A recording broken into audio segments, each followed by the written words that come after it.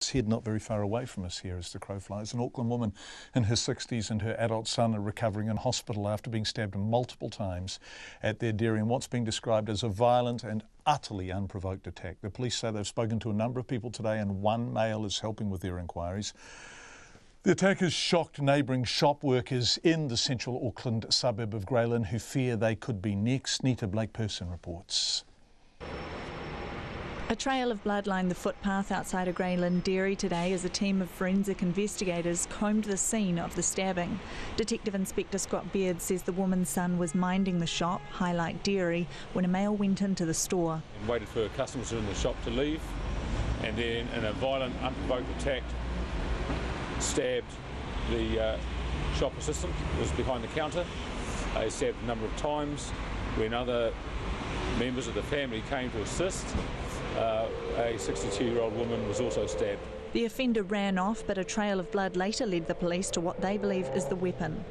We followed a blood trail where we actually located the knife. The mother and her son were rushed to hospital for surgery. The 36-year-old man had critical injuries after being stabbed multiple times, while his mother, who's 62, was seriously injured. Both are now in a stable condition. Their neighbours are in shock. It's a posh area, so I never thought that this is going to happen here. Tajinder Singh works at the Pizza Hut across the road from the crime scene. He says he's scared of what the attack means for the area. This is first incident, so I'm getting worried. So if it will happen again, then it will be hard for us.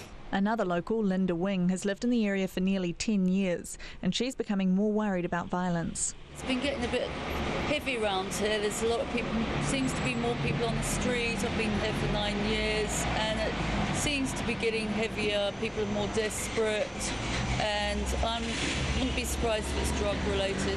The police are yet to formally interview the victims, who Ms Wing describes as lovely people. She says it's upsetting that the family may have been targeted. It's just tragic, you know, these people are nice people just trying to make a buck, make a living, and it's unfair. And all the other shops next door and surrounding are closed today because of what has happened.